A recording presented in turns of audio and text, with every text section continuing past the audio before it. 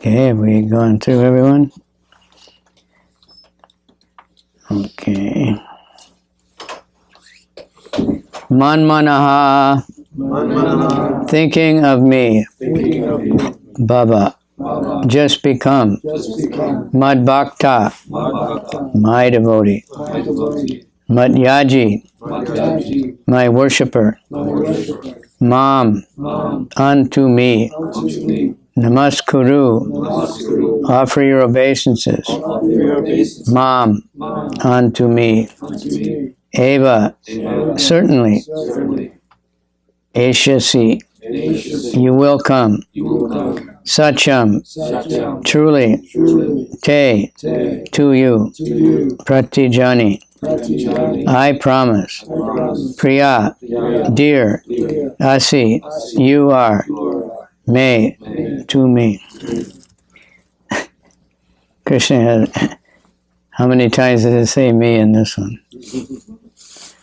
Me 1, my 2, me 3, 4, 5, 6.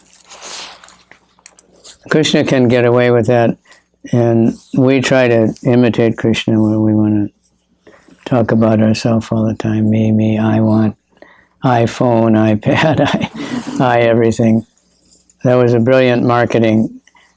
Steve Jobs was not only like whatever else, he was a brilliant marketer, so he put names which really attract people. iPhone, right?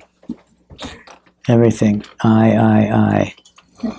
And Mac, because everybody knows Mac, Big Mac. And Apple, because the Beatles had Apple records at the same time. Very clever guy, right? Yeah. And the Apple is the all-American, thing. Although it's not native to America. Everybody knows Johnny Appleseed? Huh? He was like a sannyasi. He went around and went all over the place, planted apples and taught people how to grow apples. And it became the all-American thing.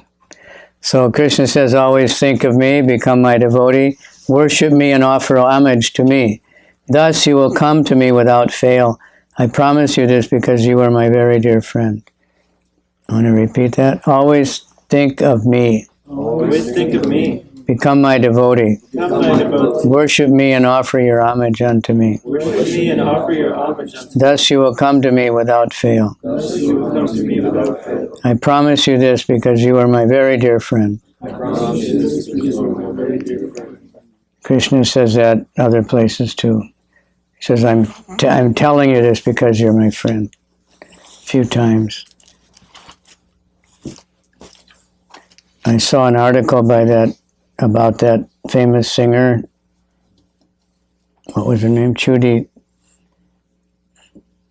I forget her name now. Girls just want to have fun. Cyndi Lauper. Cyndi Lauper. And so she went to the temple to get free food when she was young. When she left home, when she was a teenager.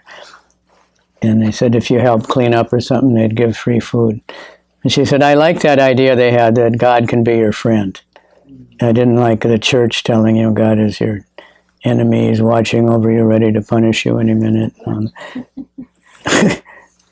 nice article. Well, yeah, it's interesting how many people had some association with the temple. So this purport, the most confidential part of Malat is that one should become a pure devotee of Krishna and always think of him and act for him. One should not become an official meditator. I don't know what that means.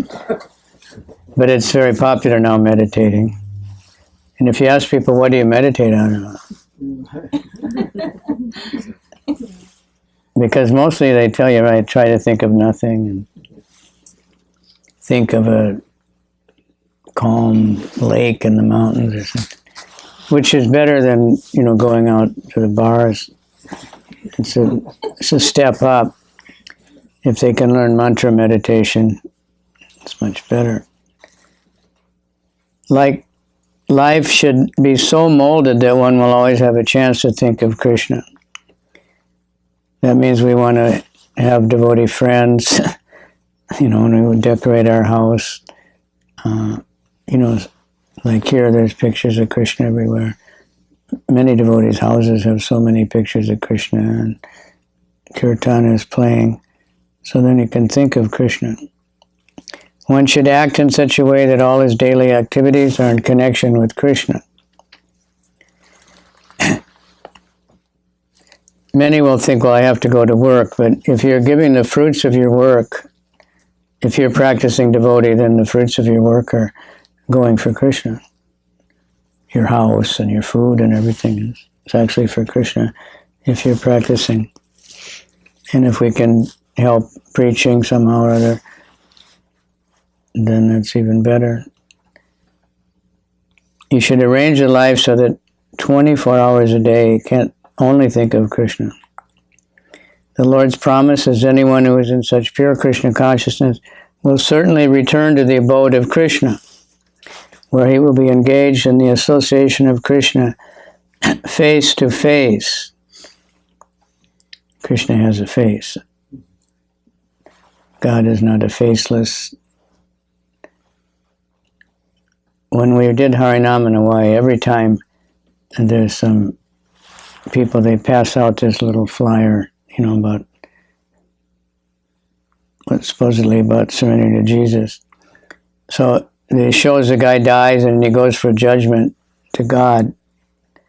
And it's up on a mountain and there's a big stone-looking throne and there's a big body there. But there's no face. There's a robe and there's no hands sticking out and there's a hood over the head, but there's no face. And the finger or something points and says, "Go to hell." Because he chose to be sinful. I don't know how they attract people, but they've been giving it out for years. But they can't understand that,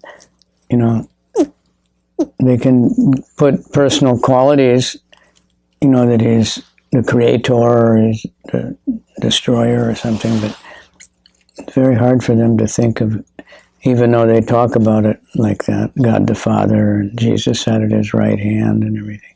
So obviously he's a person. So we can meet, Prabhupada said, just like you're talking to me, you can talk to Krishna. This most confidential part of knowledge is spoken to Arjuna because he is a dear friend of Krishna. Everyone who follows the path of Arjuna can become a dear friend of Krishna and obtain the same perfection as Arjuna. These words stress that one should concentrate his mind on Krishna, the very form with two hands, carrying a flute, the bluish boy with a beautiful face, and peacock feathers in his hair. There are descriptions of Krishna found in the Brahma Samhita and other literatures. One should fix his mind on the original form of Godhead, Krishna. One should not even divert his attention to other forms of the Lord. The Lord has multi-forms like Vishnu, Narayan, Rama, Varaha, but a devotee should concentrate his mind on the form that was present before Arjuna. Concentration of the mind on the form of Krishna constitutes the most confidential part of knowledge and is disclosed to Arjuna because Arjuna is the most dear friend of Krishna. So we might question why we're worshiping Lord Nrsingadev. Of course, Gaur Nitai is Lord Chaitanya is Krishna, none different. So the idea, we want to go to Krishna Loka. There are the Vishnu Loka, Narayan, they all have their places. But in Krishna Loka, there's more rasas, much more different varieties of relationships with Krishna. And more desirable for devotees. This is our line. To just be with Krishna, the original person. Because he's Govindam Adi Purusham. So Prabhupada said, all you have to do is these four things. Think of Krishna, and then become a devotee, worship Krishna, and bow down to Krishna. and become a devotee. So if we think about it, like Prabhupada said there were so many 100 different English versions of the Bhagavad-gita, even in his time, had been, but none of them I don't think were very popular. But there were translations. And it's still going on. Scholars are always... One devotee in Israel, he's a scholar, and he did his master's degree on the Bhagavad-gita. So his idea was to, because the academic people think of it as a religious book. And he's actually been quite successful, but establishing it as actually philosophical. It's deeply philosophical. And he had several books that are like detailed studies of Bhagavad-gita, and they won a lot of prizes and everything. Been translated in Russian and Chinese and by devotees. But nobody was becoming a devotee, no matter how many Bhagavad-gitas they're reading. Right? How many devotees were there in America when Prabhupada came? Or anywhere, even in India, practically. People reading whatever they think some book called the Bhagavad-gita. So at least for me, that's proof that Prabhupada's is the Yata Rupa, or the Talkomo S, or the Jaka Jaka Jas, or, Agamamana Uta. We have As It Is. Prabhupada, his commentaries only just explain, clarify, shine a light on what Krishna is saying, because we don't have the background to understand. Whereas most commentaries, they just deny what Krishna says. They just twist it all around. They turn it completely backwards. So they don't make any devotees. They get followers. They get devotees of themselves, but they don't get devotees of Krishna. One says that like, I make a feast that no one can digest. In other words, he speaks so much word jugglery, nobody knows what he's talking about. So they think it must be really great, because we can't understand it. But Prabhupada is very easy to understand. Although some people can't understand, because their conditioning, we have to help them. So always think of Krishna. What's the easiest way to think of Krishna? Huh? Chanting the holy name. That's Krishna. That is Krishna. Of course, offering food.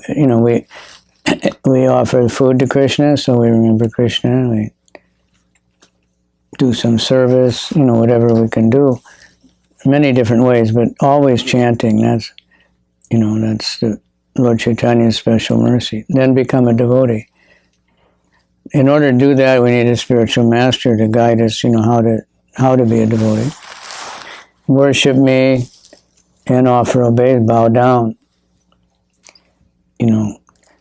to Krishna. Be in a humble state of mind, in a service attitude. So it says these are very confidential parts of knowledge.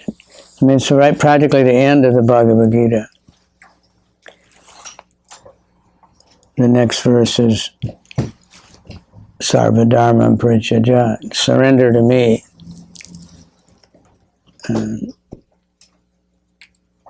Then Krishna just glorifies, the Bhagavad-gita, and what it means. Studying this is worshiping him with his intelligence and all these different things. So we're very fortunate to have this As It Is Bhagavad-gita. And it was telling us, not only, in the purport, Prabhupada saying how we can think of Krishna, and what that means. That he's a person, so we can think of Krishna, and that's why we have temples and we have deity, we have pictures of Krishna, so we can think of Krishna. And if people are serving Krishna, making garland. Like the first time I went to Los Angeles, I don't know if, I think, anyway, we had the small deities there, and they had me making the Brahman thread for Krishna. So I really, it was the first time I really thought about Krishna as a person exactly, because I had to think of how big he was and how to fit it on and everything. When people make garlands, they had to think. When they make clothes, they have to think, how just like if you make clothes for anybody, so you can think of Krishna as a person. That's very important. He's a supreme person, but he's a person. It's not some unknown thing. There's many different ways. I was reading yesterday, Brahma Samhita. I can't remember the words that Bhaktisiddhanta used to describe this. This indescribable, unknowable thing that they say is God. How can you worship that? How can you, in the universal form, you can't worship that. So we want to think of Krishna all the time. So a devotee, usually when we go to sleep, we don't know what's happening. It's dangerous, because we can fall into so much tamasic. But if devotees are serving Krishna, and we sleep because, we have to get rested to serve the next day. So that way even sleeping is service. Eating is service, especially if you're eating prasadam. See, the prasadam's on time this week, huh? Early. Should we just eat right away? To honor the cook. Anyway, I was saying this verse is very special because it's exactly twice. There's a few places where half a verse or one line of a verse is twice, but this one, the whole verse is twice. So that's not ordinary. One time it's in chapter 9, more or less in the middle, and then, so I'll just read that one. Manmana bhava madbhakto, madhyaji mam namaskaru, mam evaishasi yuktaivam. So that's exactly the same. Then the last two words, Atmana mat parayanaha. This way your soul will be devoted to me. But it's translated exactly the same. Being completely absorbed in me, surely you will come to me. By these four things, thinking of Krishna. The mind may not want to think of Krishna. So we need intelligence and we need association to remind us of Krishna. And then offer obeisances, that's not very difficult. And worship somehow or other. But you can, like a few verses towards, Krishna says, one who studies this sacred conversation worships me with his intelligence. It doesn't mean that to worship Krishna we have to have a big temple and deities and 6 artiks a day and offerings and, that's one way to worship Krishna, but just studying Bhagavad-gita is worshiping Krishna. Serving devotees is worshiping Krishna. So in this purport it says, it's clearly indicated that Krishna consciousness is the only means of being delivered from the clutches of the contaminated material world. Prabhupada is very convinced. Sometimes unscrupulous commentators distort the meaning of what is clearly stated here, that all devotional service should be offered to the Supreme Personality of Godhead, Krishna. Everybody knows what the word unscrupulous means? Huh? It's not a common word, is it? My mother, when she'd talk about someone that she was not liking, she would say they don't have any scruples. Unscrupulous means being or showing no moral principles, not honest. Unscrupulous. Scruples must mean honesty. So they do it, and that's what most of the Bhagavad-gita is. Ishvara Krishna, the devotee that did that, he did his master's degree in the Bhagavad-gita, and he had to read many different Bhagavad-gitas to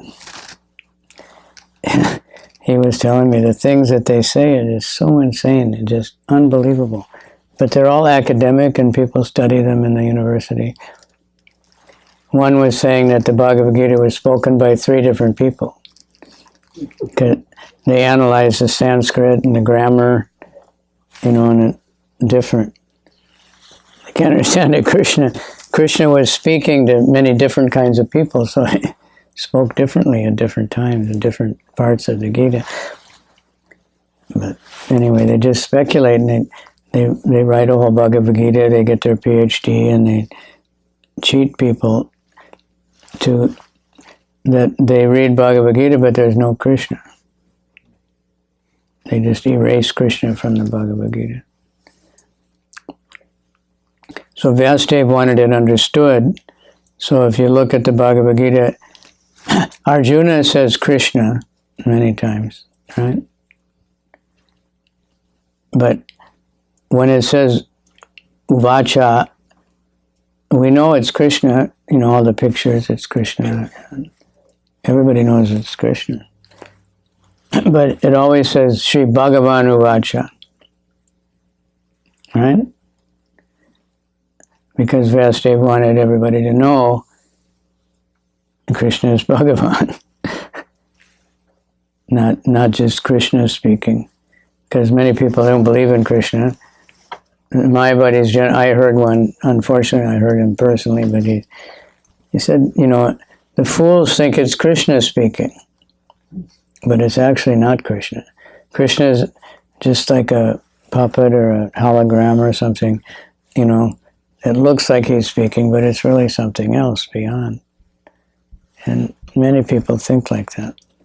We went to one exhibit in New York, it was called Darshan, an introduction to Hindu something.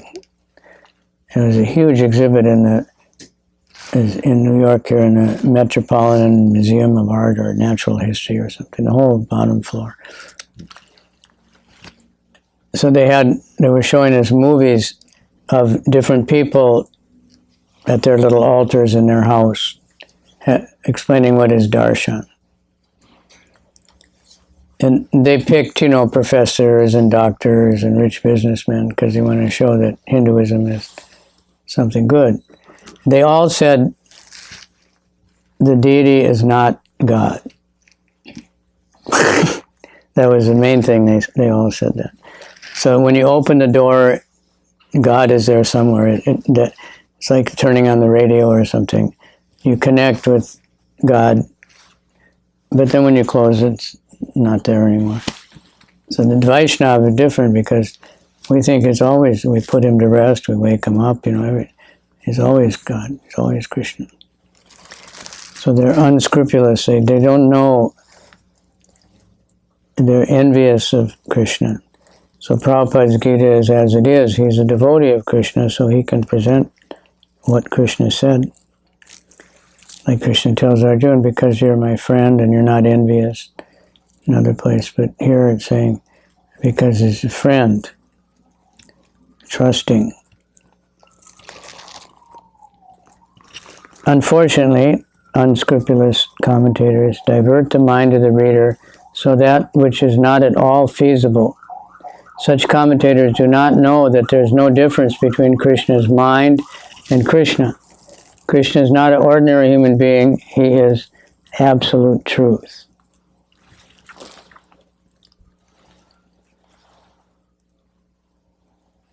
Absolute truth means it's always true. Most truths we know of are relative. They're true for you, but not for me. They're true here, but not there. They're true today, but not tomorrow. But Krishna is absolute truth. He's always the Supreme Personality of Godhead. And if you notice, that word gets used a lot in advertising, and they use Krishna's name, Supreme, Absolute, Eternal. It attracts the mind because it's Krishna's name.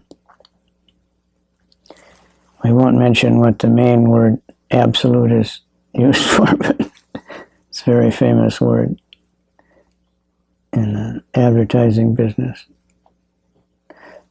So they don't know anything. Krishna's body and mind and he himself are one and the same. It is stated in the Kurma Purana and is quoted by Bhaktisiddhanta Saraswati in his Anubhashya comments on the Chaitanya Charitamrita. Deha dehi vibhedo yamneshvare vidyate kvachit. This means that there is no difference in Krishna, the Supreme Lord, between himself and his body. But because the commentators do not know this science of Krishna, they hide Krishna and divide his personality from his mind and from his body. Although this is sheer ignorance of the science of Krishna, some men make profit out of misleading people. So that's the difference. In the spiritual world, the body and the soul are the same. Here, we're the soul, but we're in a body, or embodied, and temporarily. But there's a difference. But in the spiritual world, there's no difference. And for Krishna, always, there's no difference between his body and his mind and himself and everything. It's all the same. For us, they're all separated things. So we're in and we have to leave the body at some point, and we come into another body. But in the spiritual world, it's not like that. Everything is pure spirit, but it's personal. They speculate like that, if you're not the body, then it's just some cloud or something. But no, the body is a covering of the real person. So there are some who are demonic. They also think that of Krishna, but enviously, like Kamsa. Krishna's uncle, he was always thinking of Krishna, but he thought of Krishna as his enemy. He was in anxiety, wondering when Krishna would come to kill him. Meanwhile, he was sending everybody he could find to go and kill Krishna. That's something interesting about Krishna also. Kamsa, who defeated Indra, he was the most powerful demon. He was deathly afraid of a little baby.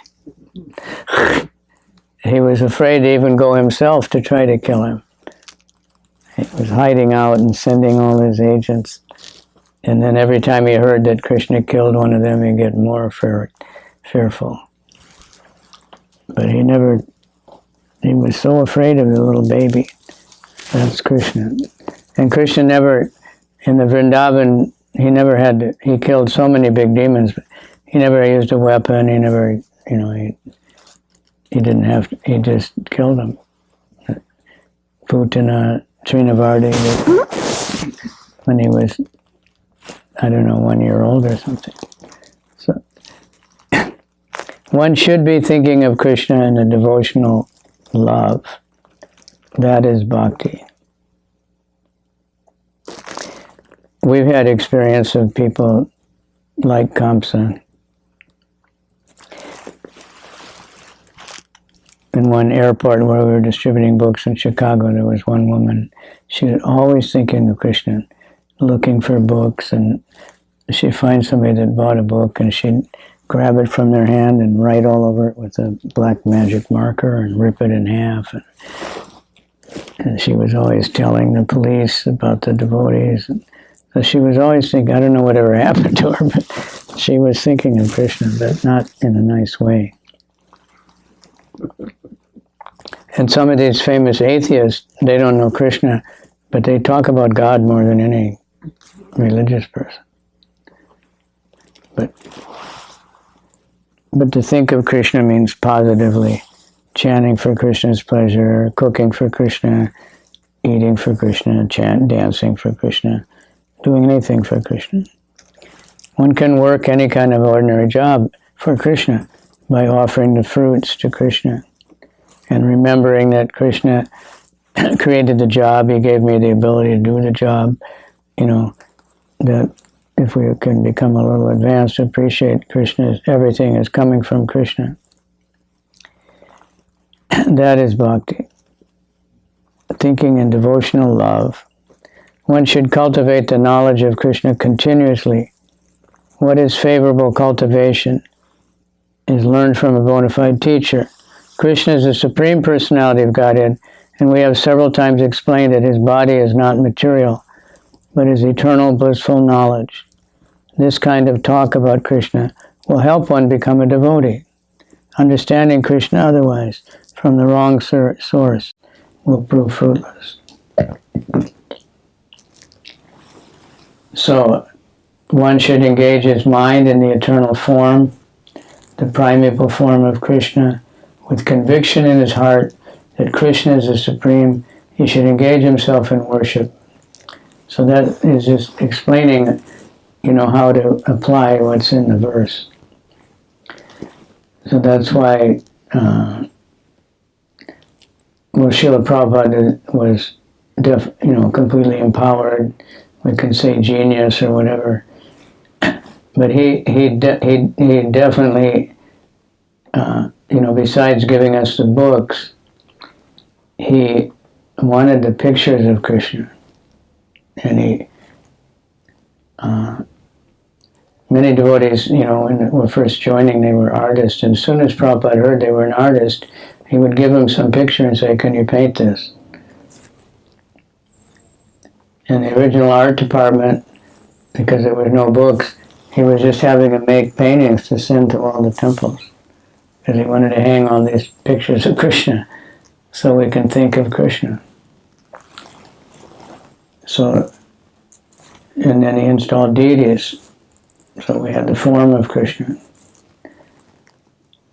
So we had a name, form, pastimes, qualities, all these things we get. And the scriptures describe the form of Krishna in detail, how to make deities. So Prabhupada was very merciful like that, to think of that. He wanted lots of pictures in the books so everybody can see Krishna. Because so many people think that God doesn't have a form, God can't be a person, although they give him personal qualities. They should have conviction that then there are hundreds and thousands of temples in India to worship Krishna, where they practice devotional service. When such practice is made, one has to offer obeisances to Krishna. One should lower his head before the deity, engage his mind, body, and activities, everything that will make one fully absorbed in Krishna without deviation.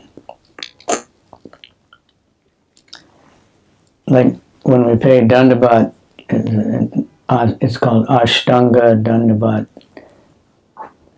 So I don't know exactly, but all the different 8 parts of the body are supposed to touch the ground. But the last one is the mind. Because we can be lying the body flat on the ground and the mind standing up very tall. Just see how I'm paying obeisances. There's no one like me, And some people can just go like this, but actually their mind is very humble. So we can't judge it only, but it should be everything. That's why you fall down and hope that everything goes down. This will help one transfer to Krishna Loka, which is desirable. I hope we all want to go there. One should not be deviated by unscrupulous commentators. That's the 3rd time he's used that word. One must engage in the 9 different processes of devotional service, beginning with hearing and chanting. Okay, quiz time. What are the 9 processes of devotional service? Anybody know? 1? Huh? Somebody? Oh yeah, that's the first one. Shravanam Kirtanam, that's 2. Vishnu Smart. Huh? Vishnu Smart. What does that mean? Remembering Krishna. Shravanam means hearing and chanting. If we hear about Krishna, probably we'll chant about Krishna. And then what comes? No. I said Smaranam. Yeah, remembering. Vishnu Smaranam. Because if you hear and chant about Krishna, then you'll remember. Next. Huh? That's one of them, yeah. Serving the Lotus feet. So that's 4. Huh? Huh? Archanam. Serving the deity. Deity worship. It's Archana. 5. Vandanam. What does that mean? Prayer. Okay. Next. Atmanivedana. Atmanivedana. That's the last one. Thank you. What does that mean? Oh, full surrender. Full surrender. Who did that? Oh, Arjuna. We'll have to go back over the. No, we have to go back over the one more. Hanuman. There's 2 more. Yeah. Hanuman is one. What's it? What it is? Dasi. Dasi. What does that mean? A servant. I think it's servant. Service. Yeah. And Arjuna. Sakya. Friendship. So, who is famous for chanting? Yeah. But in this particular thing, Shukadeva Goswami. Sukadeva Goswami, because he spoke the whole Bhagavatam. And who listened? Huh? Parikshit Maharaj. Right. And who is remembering? Prahlad Maharaj. Yeah. He was really intensely remembering, so much so that he wasn't affected by all these things that his father tried to do to him. And then who is famous for praying? Queen Kunti. Right, Akrura. Kunti also, but there's a special matchup, and Akrura made very beautiful prayers when he was going to bring Krishna to Kamsa. Kamsa thought he was going to have Krishna come and kill him, but I think Akrura knew that Krishna would kill Kamsa. He wasn't worried. Okay, what about worshipping the lotus feet?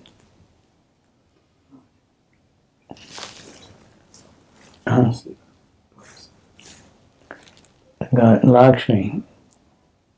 See the picture, she's always at the feet. And Archana.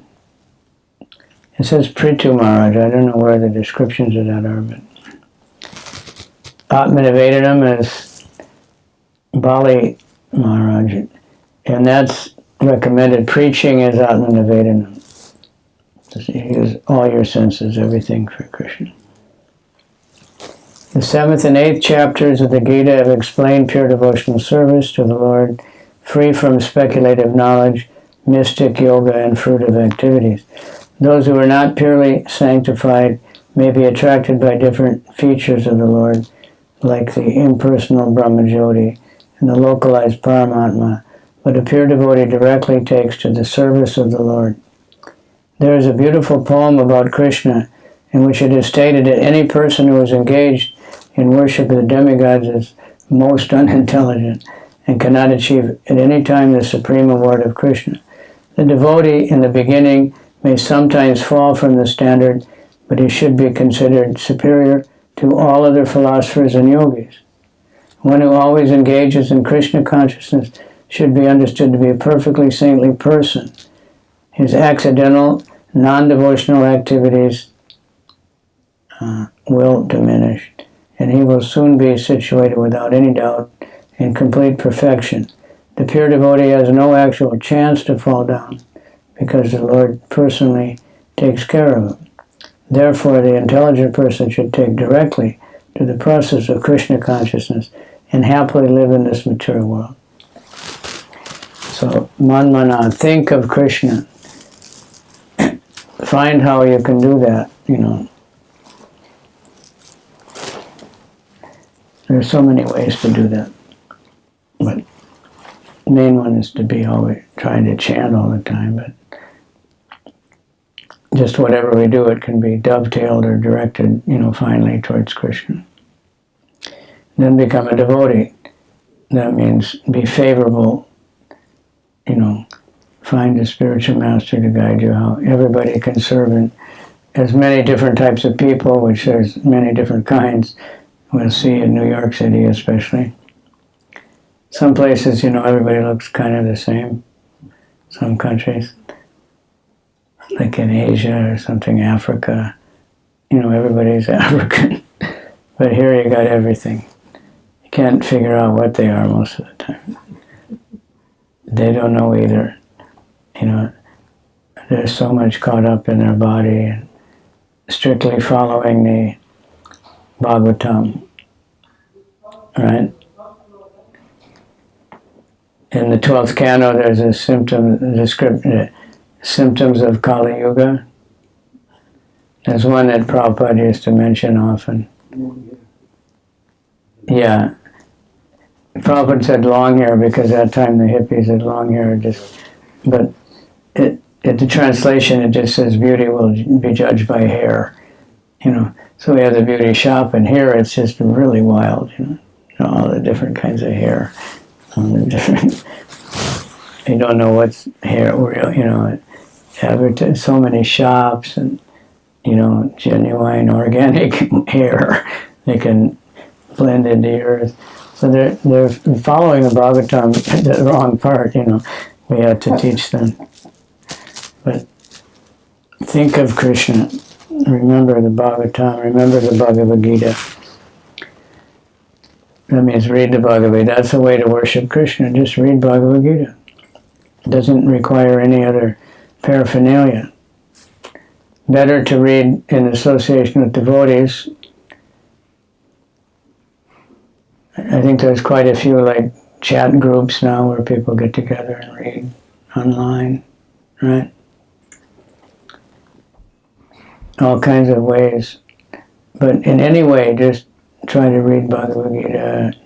It's very easy to get the audio Bhagavad-gita so you can listen to it, if you can't read at the time. One devotee told me her husband, he would always turn on the Bhagavad-gita recitation at night, and then he learned so many slokas. So somehow or other, just remember Krishna, keep pictures of Krishna around, tell people about Krishna, try to distribute books, whatever way, ask people to chant the holy name. So any comments or questions?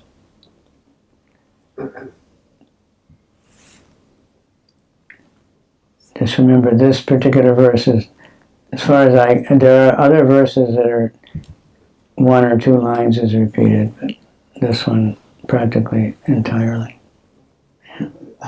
First a comment, then a question. Stressing the idea that most people have an impersonal conception of God. Yeah.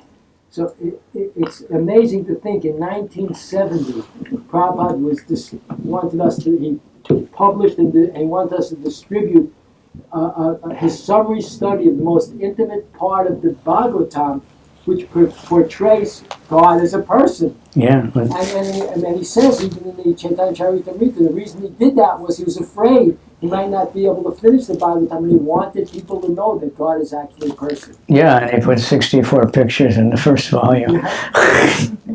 One for every chapter, at least one. So my question is from the purport. Prabhupada's urging that the devotee is not concerned with any other form of Krishna, or any other form of the Lord, just Krishna, not Ram, not Viraha.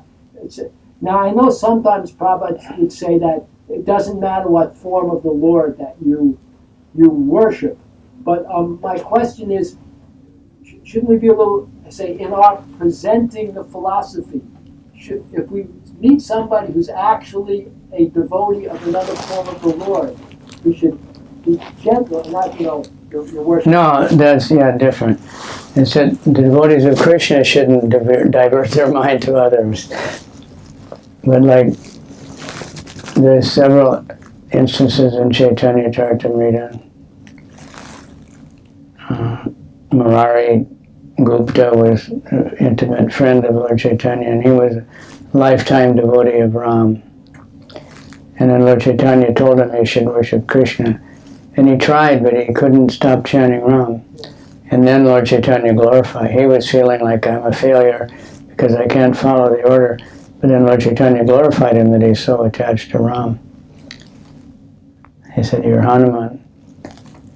But there was another devotee of Ram that Lord Chaitanya didn't tell him anything, but just by associating with Lord Chaitanya, he started worshiping Krishna. And some Brahmin in the forest somewhere.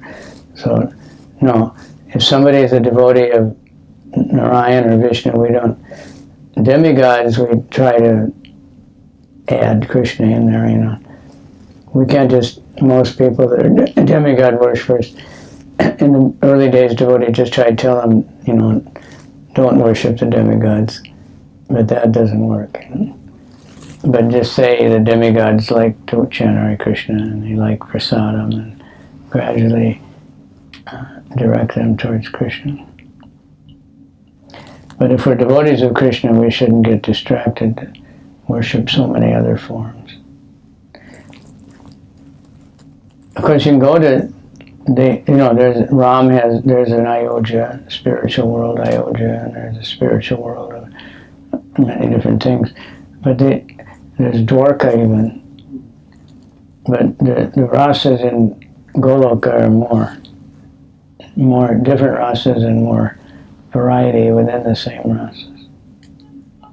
Mostly in the other Vaikuntha planets, there's only neutrality and servitorship. Maybe a little like friendship. Not very much though. But in the Goloka, you know, it's just a party all the time. And everybody just associates with Krishna in an intimate way. We can't imitate that, but we can work towards it. We can meditate on it. So that normally one should not read the 10th canto until they've read understood the first 9 cantos. Not only just read them, but Prabhupada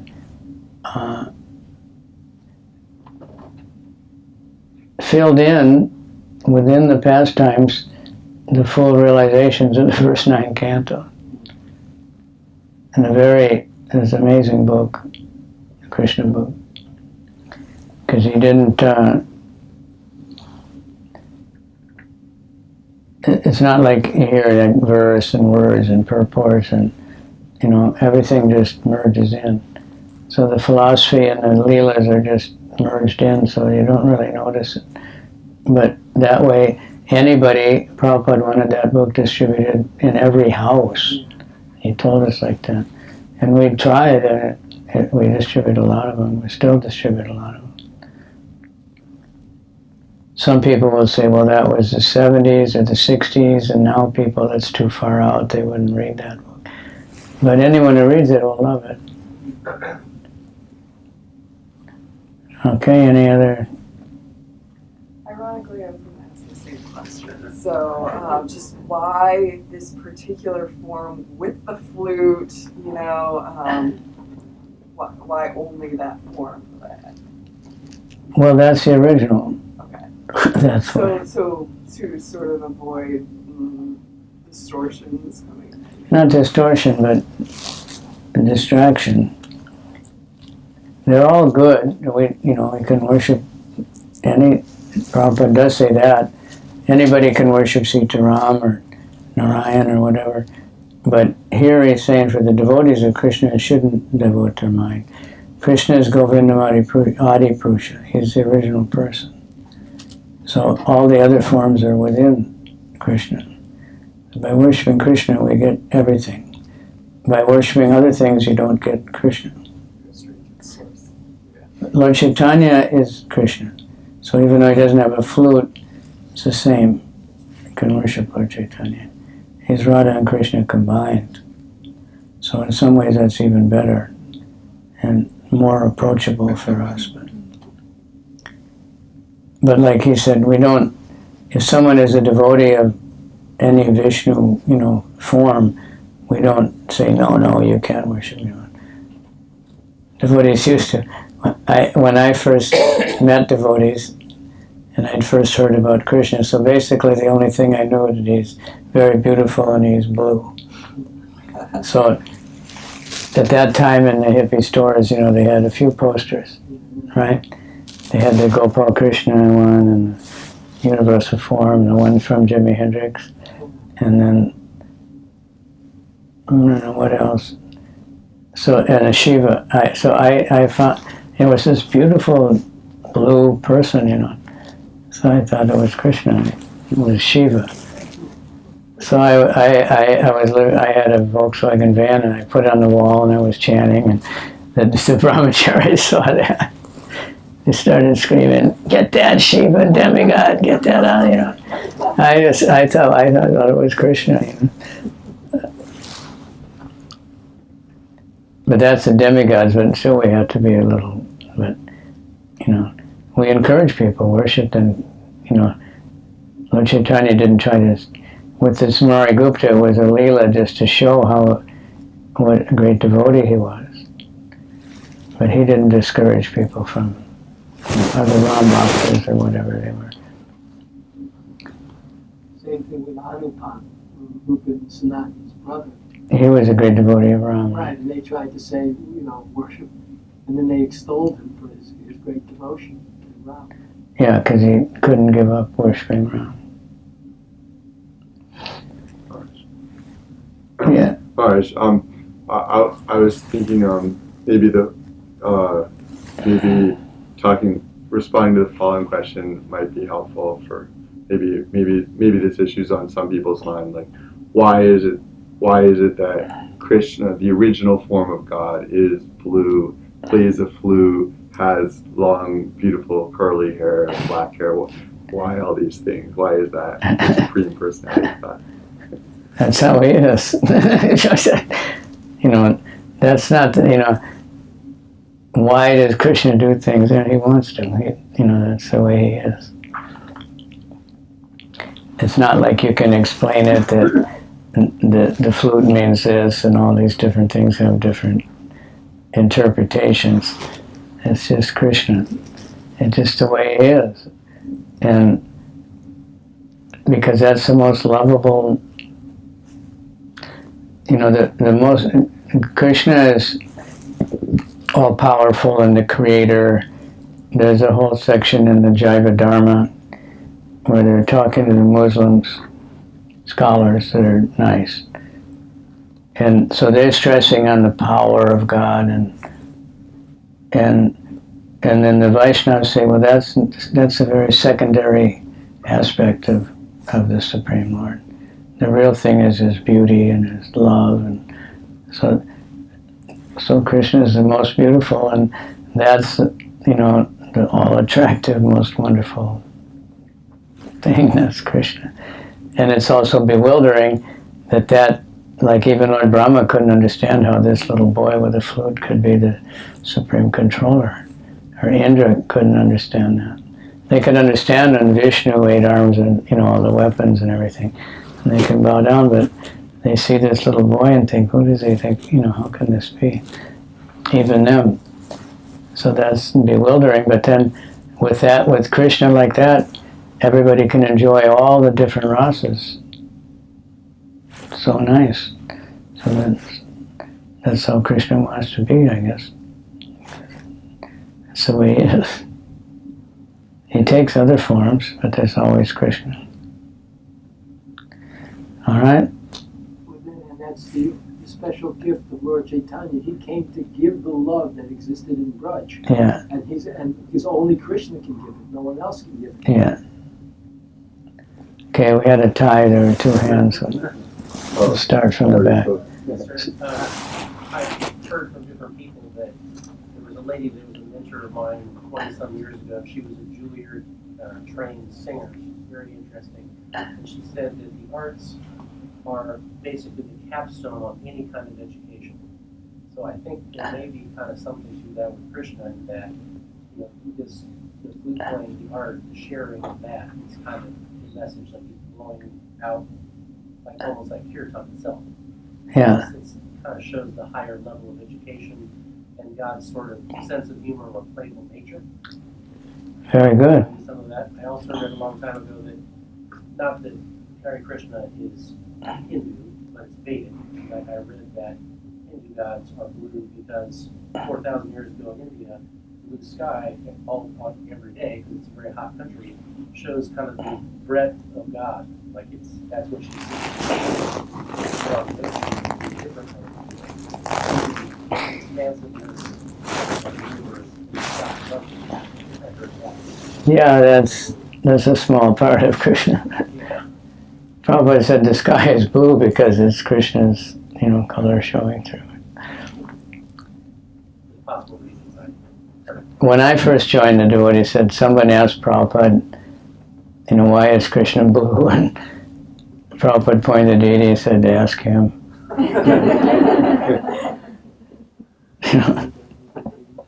Why not? Yeah, I just had a quick comment, sort of related to a previous question. I was listening to a class the other day where the devotee was, asked about, are we sectarian? And she brought up a number of examples of contemporary devotees who already happen to be part of another tradition. One was a Catholic priest, who had a significant role in the church and had a whole congregation beneath him that he guided, who was actually chanting 16 rounds of Maha Mantra every day, and following the regular principles. The priest one. Yes. Mm-hmm. And had discovered Srila Prabhupada's teachings and had to keep it secret because it would compromise his position, but is an active devotee. And also, there's a Muslim imam who practices Krishna consciousness the same, and also has to keep it entirely secret, because his wife could divorce him, he'd be fired, from his position, and he might be executed, I don't know, but yeah, I mean, anyone can chant the Maha Mantra, and I think that's a really beautiful thing, and can relate to their tradition through it, while at the same time respecting the sanctity of the Maha Mantra and its relationship to the eternal person of Krishna. I have a disciple in Africa who's a nun, Catholic nun. And she lives in the others know, but she keeps it to herself because they don't like it so much. But she follows chants all the time and everything. But she lives in the monastery or whatever they call it. Yeah, I think there's quite a few like that. We tell people all the time, and this can help you. For me, no one accepts that. And Vijay, many times, he tells them, you can be a better Christian, and they believe him, But it's true. And because of Prabhupada and because of, a little bit interfaith, people are looking more deeply into their own tradition and finding out, what it really is all about, which it gets lost, in the course of time. The externals become more the form becomes more important than the substance. So people are, due to devotees and reading Prabhupada's books, they're looking more deeply to find out what their own tradition really is, and finding out it's really quite Vaishnava. God is a person and all these things. When we had the project in the Catskills, a sociology professor contacted me, asked if he could come and spend 3 days. He was studying the Hare Krishnas. He turned out to be an Orthodox Jew. And after 3 days living with us, he said to me, my faith in my own practices has been increased exponentially by being with you and watching your practices. So he became inspired, by the ecumenical interaction with the Hare Krishnas. And that means he was genuine. Yeah. Because that's what Bhaktivinoda says when dealing with other religions. you should think they're worshiping the same God, but in a different way. And if I observe them, I can learn more about my own God. My own. That's how we're supposed to think, not think we're better than them or something. Very good. Oh, yes, sir. Sir, I think there's a great appeal to the Hare Krishna's scientific process. Because I was raised Catholic and exposed to a lot of other different religions after that, kind of searching. And when I found Hare Krishna, I'm like, wow, it's very systematic. It explains so much that Catholicism kind of like hinted at for me, but it didn't really get into it. Kind of on the surface. And I was like, I understand my original stuff better. So kind of like getting this for the first time, like at this level, even though I've moved on to this, I'm now getting this other part a lot better. So I think our scientific process has a lot to do with the clarity that they get from it. Thank you. When you said the arts also, Krishna is the most entertaining. He's the best dancer, he's the best flute player. He's not just beautiful and just a cute little boy, but he's everything he does the best. Besides designing all the birds and flowers, that's another aspect of his artistic talent. But the main artistic talent is his flute playing and his dancing, and so that's why he's like that. It's the most lovable. So, yeah. I was just, I'm wondering, so Krishna relates to people in different ways, right? You're saying in more intimate ways than the other incarnations of God, like Ram and Vishnu. So, and you mentioned how people worship Ram and Vishnu in a mood of service and reverence. And with Krishna, it's more intimate. And yet, some people also worship Krishna in the mood of service, right? Yeah. Like in Dwarka. So, my question is, since the other incarnations are worshipped by their devotees in the mood of service, why does Krishna also relate to people in that rasa, in addition to the more intimate ways? Krishna gives everybody what they want. So there's neutrality in Goloka, the cows, that's how they want to serve. They serve Krishna in that way. But they can also see all the other exchanges and be aware of them. And with Ramachandra, I think there's friendship, to some extent. There's parenthood, but it's not the same exactly, So then, let's say, like the cows who have the neutral Vantara in relation to Krishna. So does that mean that since they chose to have that rasa, but with Krishna, since that's who they are, does that mean that there's some latent attraction to them to the other more intimate rasas, but still they remain in the neutral mode? Could be. And it seems like, there's references where someone can develop, from one to the next, but for whatever reason. And then it's described in Vaikuntha that, everyone has a form like Vishnu, but they're not quite as wonderful, but it looks the same.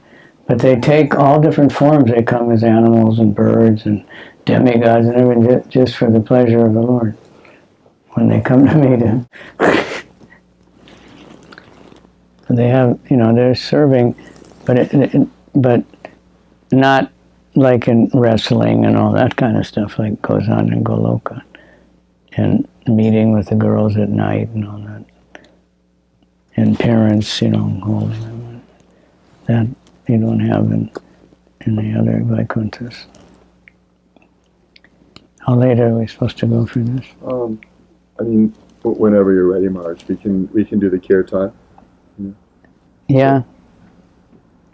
What time? Well, yeah. So we usually start kirtan 7:30ish. So we're approaching that. Okay. So So we have more time. because there were more hands coming up. Yeah, so we can have more Okay. questions from our... More comments? More wisdom? Huh? I have another comment about this ecumenical Yeah. mood. So when my wife and I got married in 55th Street, I have a strain of Orthodox Jews in my family. So we invited them. Who's an Orthodox Jew is not going to come. So one Orthodox Jew couple came. So when the ceremony was over, I went to him and I said, Uncle Julius, what's an Orthodox Jew doing in a Hare Krishna temple? And he said to me, I study the Kabbalah and therefore I respect your philosophy. So as you were saying before, if they go deeper in their own theology, they find, their respect for ours will grow. Yeah. And if we listen to them, then we can understand better also.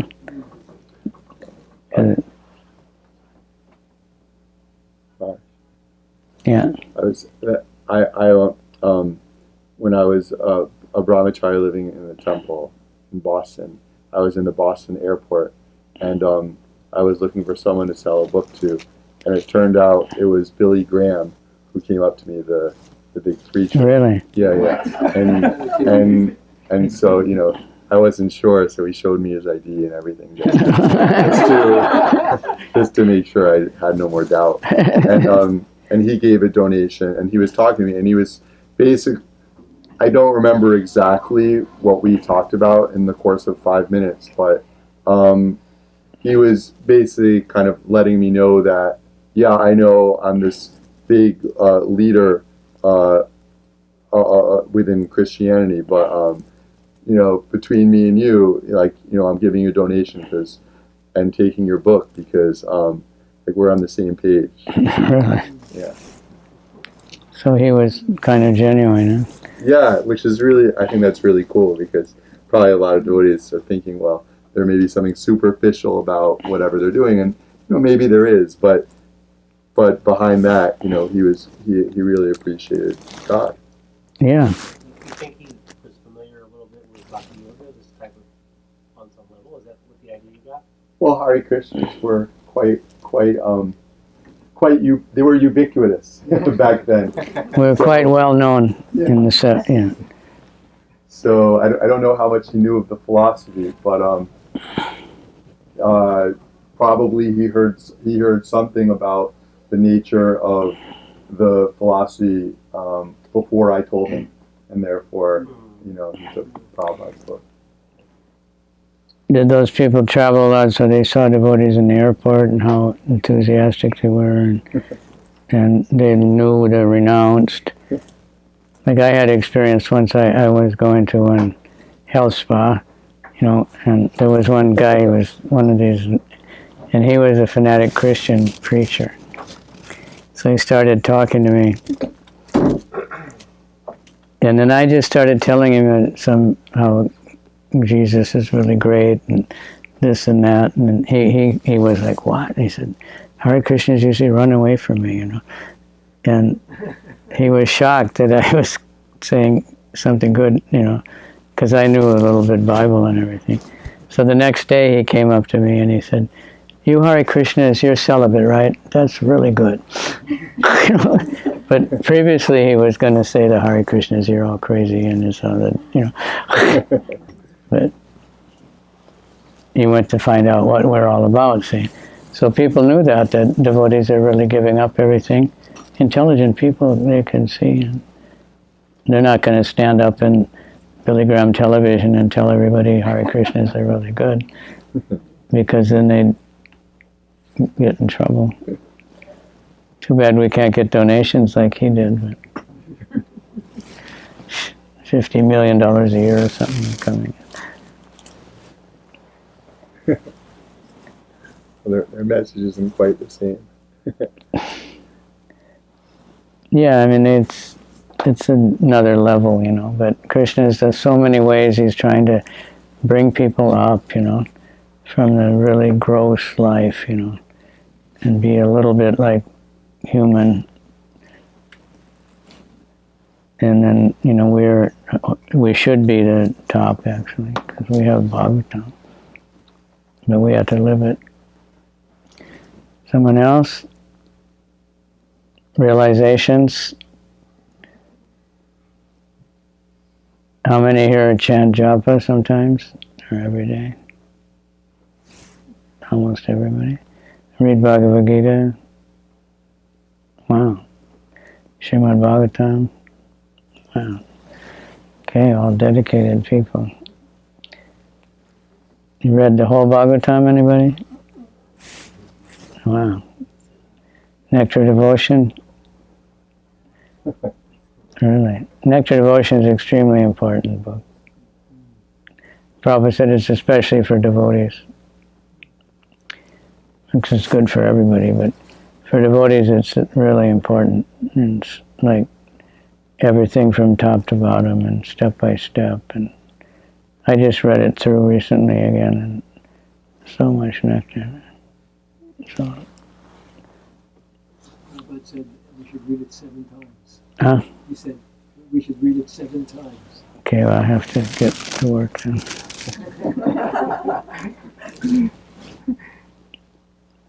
But it's definitely, we should read everything. That's very good. And then try to encourage other people, whatever way we can, to read or to just take the book. Even one devotee this morning, he was telling me, he got a book from somebody, and for many years he never looked at it. But he kept it. And then one day he just read it, and this is it, And now he's devoted. Many, many like that. So it's, Krishna's there, and the kirtan is available for everybody. The more we can spread the chanting and let people hear the holy name, and then they think of Krishna, mostly they'll be favorable.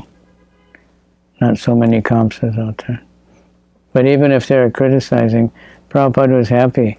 Somebody would, newspaper article, the Hare Krishnas did this, and the Hare Krishnas that, and Hare. Prabhupada said, very good, they mentioned Krishna so many times. I was in one airport, and that was in the days when we were just getting legal permission in the airports. And I think it was in Orlando. And there was an article of all the efforts this airport had made to keep the Hare Krishnas out. It was just like reading it. And then Putana, and then Trinavarta, and then, another one, but the Hare Krishnas won, and the Hare Krishnas won, and the Hare Krishnas. And they kept trying. In so many cities they did like that. Tried to stop the devotees. In Melbourne, Australia, the city spent like huge money on lawyers, and Prabhupada said, don't get a lawyer, just keep chanting. And devotees were getting chased all over by the police, and they had piles of citations that they never paid, and and finally the judge said, he chastised the city. He said, you're stupid. He said, you're wasting all this money, and I think it's nice to have the Hare Krishnas in our city. They add color, and it's interesting. So ever since, the devotees are chanting, and everybody's reading it. Prabhupada mentioned that sound in New York. So predominant sound. Sirens. That means we don't have to worry because there's plenty of ambulances and plenty of hospitals and plenty of drugstores. Don't have to worry. Why do we have all that facility? Because everybody's sick. Didn't have that, and you don't read about hospitals in Vrindavan, in the Krishna time. Didn't need them. So let's have kirtan. You have Kaliya. We have a Mridangawala. Because he chants every day, 6 hours. So he's on a roll, Who's got a Mridanga?